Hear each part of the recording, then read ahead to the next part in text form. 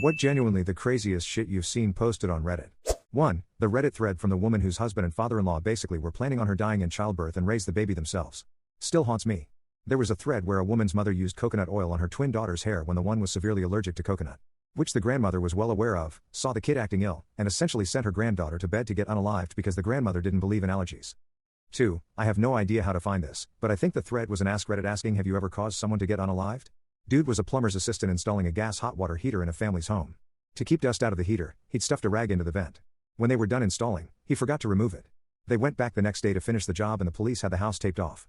The entire family of 5 had got unalived of carbon monoxide poisoning.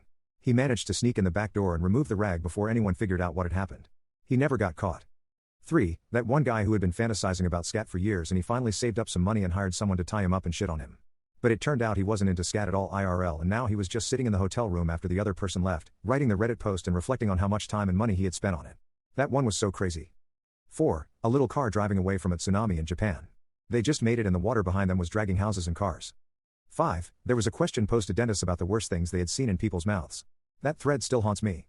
6. Seems tame compared to the rest of the thread, but there was a post basically saying, hey, Ray Liotta is a family friend and he died this morning.